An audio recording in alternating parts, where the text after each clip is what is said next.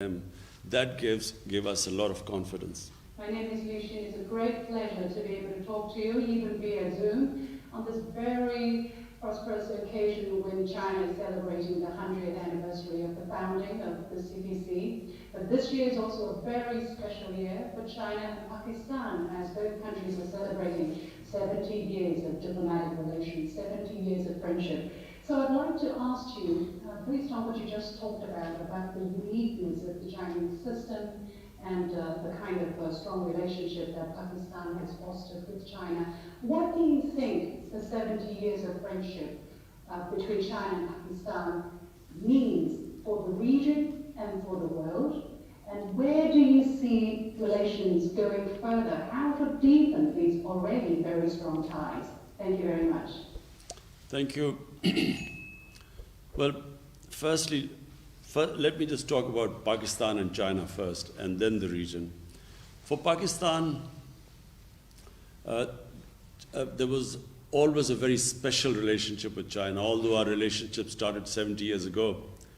But, you know, China, whenever Pakistan was in trouble, whenever I'm in trouble politically, internationally, when we had conflicts with our neighbor, China always stood with us. So the people of China have a special place in the hearts of people of Pakistan. Because everyone here remembers, you know, you only remember a friend who stands with you in your difficult times. In good times, everyone stands with you. But in your difficult, tough times, bad times, you remember those people who stood by you. That's why you will find that in Pakistan, people always have a special fondness for people of China. So this relationship has only got stronger. Even now, politically, you know, on the international forums, Pakistan and China always stand together. And now, when you talk about the region, there's this strange great power rivalry taking place. You know, you see the United States and the United States being wary of China, and you know, I don't need to say all this is now public knowledge. You know, the way China and the United States are sort of looking at each other. So it creates problem, because what United States is doing is it's formed this regional alliance called the Quad, which is US, India, and then, you know, a couple of other countries. So from that point of view, Pakistan thinks that it is very unfair for the US or other powers, Western powers, for countries like us to take sides. Why do we have to take sides? We should have good relationship with everyone. And, you know, it's not going to happen that if there's pressure put on Pakistan to change its relationship or downgrade its relationship with China. It won't happen, because the relationship between Pakistan and China is very deep. And it's not just the governments, it's a people-to-people relationship. So to sum up, whatever will happen, our relationship between the two countries, no matter what pressure is put on us, is not going to change. How do you deepen these already very strong ties, Your Excellency? Number one is trade. You know, the CPEC is it's right in front of you, it's something. It's the biggest thing happening in Pakistan. For us, this is where we think our economic future is moving towards. So this is a big economic feature in Pakistan. And then there's the political relationship. And political relationship has got stronger. And it's got stronger because whatever happens in every international forum, Pakistan and China stand together. Mr. Prime Minister, my second question is about Olympic Games. Beijing will host the 2022 Olympic and Paralympic Winter Games next year. So, Your Excellency, how do you comment on China's efforts to host the Games, and what are your expectations for the Games? Well, I watched on television, of course, the Olympics in China. And you always find that a country that is on the ascendancy, its sports also follows in the same direction. It also, in sporting, China, if you look back, China's performance 30 years ago, and now you compare now in Olympics, China is now the emerging power in sports as well.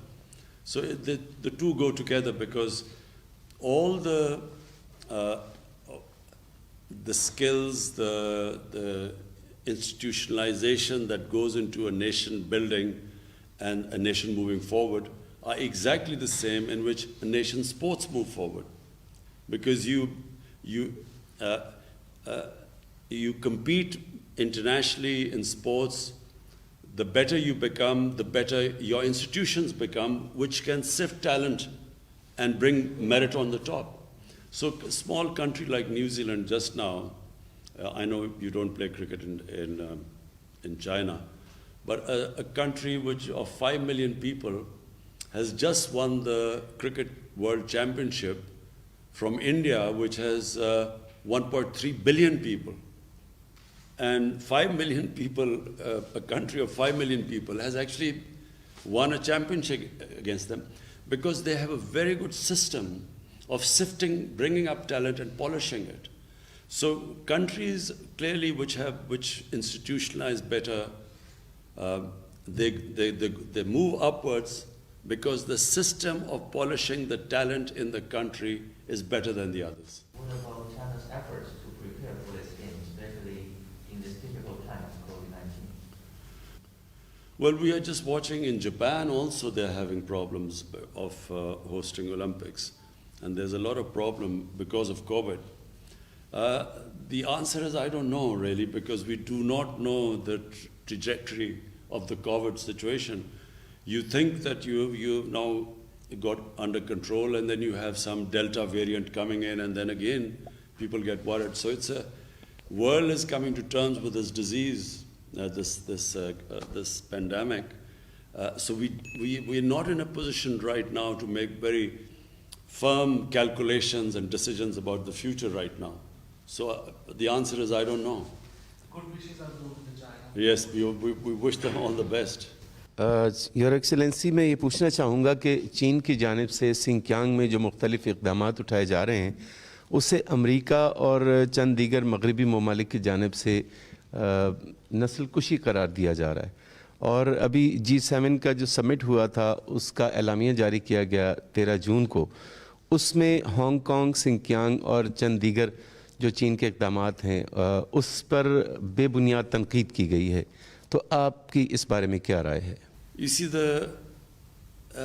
first of all, our interaction with the Chinese officials, that version of what is happening in Xinjiang is completely different to the version of what we hear from the Western media and the Western governments. So, because we have a very strong relationship with China, and because we have a relationship based on trust, so we actually accept the Chinese version. You know, what they say about their programs in Xinjiang, so we accept it. The second point is that we find it a little bit hypocritical when there are much worse human rights issues in the world which get no attention. For instance, in Kashmir. Kashmir is a huge human rights problem. There are about 9 million, 8 million Kashmiris which are basically have been put into an open prison until recently. It's a police state where there are extrajudicial killings, there's imprisonment, there's arbitrary arrests and a ban on media, and yet there is hardly any adverse comment in the Western media. 100,000 Kashmiris have died in the last 30 years for a freedom struggle. It's a disputed territory. Yet you hardly get any coverage in the Western media, and we hear about Xinjiang and Hong Kong, which is a bit hypocritical. दूसरा सवाल मैं पूछना चाहूँगा vaccination के हवाले से।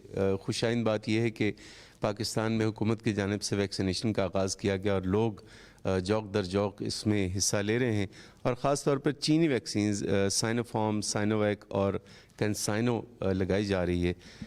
इस दौरान वबाई सूरत हाल के दौरान जो चीन और पाकिस्तान का ताउन रहा और अब भी जारी है, उस हवाले से आपकी राय जानना चाहेंगे।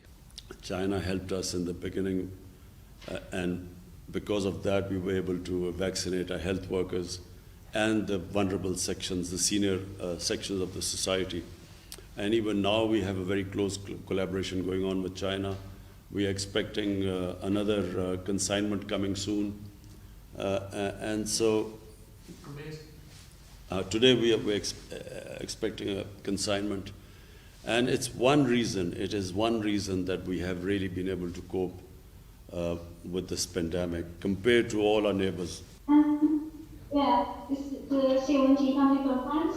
So the previous reporters has already asked questions that I want to ask. So I want to ask a follow-up question regarding Xinjiang. We noticed that recently some Western media criticized you only because you didn't criticize China's policy in Xinjiang.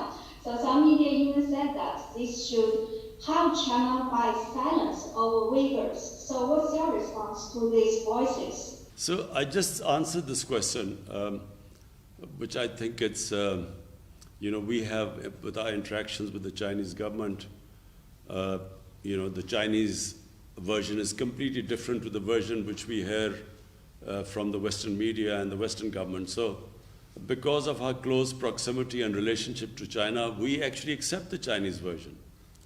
And I again repeat, we find it very hypocritical that while the Uyghurs' situation is highlighted so much, and Hong Kong, on the other hand, Kashmir, which is a disputed territory between Pakistan and India, and the United Nations Security Council resolutions, which gave the Kashmiris the right to choose their own destiny through a plebiscite, yet there's hardly any mention of Kashmir, where 100,000 of Kashmiris have died. So this is what we find in Pakistan very hypocritical. Now we notice that some people claim that a closer Pakistan-China relations will intensify conflict in the region because of India. So what's your comment? Pakistan and China were always close, but I think this idea that India is supposed to counterbalance China for the Western world, I think this is going to be very detrimental for China. For India, not for China. China is too strong. India's the benefits India will get from trade with China are far greater than India trying to act as a sort of counterbalance. The country that will lose out is going to be India. The relationship, as I said, between China and Pakistan actually has nothing to do with India. We have 70 years of diplomatic relationship, and through all crises in Pakistan's history, China has stood with us. So it really has nothing to do with India. Our relationship is a bilateral relationship, is extremely strong. His Excellency, my question is, now Pakistan and China have set an example for the world about solidarity and cooperation in facing the global challenges. And how do you think the importance of building a closer China-Pakistan community of shared destiny and shared the future for mankind? I think what I experienced when I went to, on the invitation of President Xi Jinping, what I noticed was the amount of work China is now doing in terms of improving the environment, fighting global warming. The awareness in China, in fact,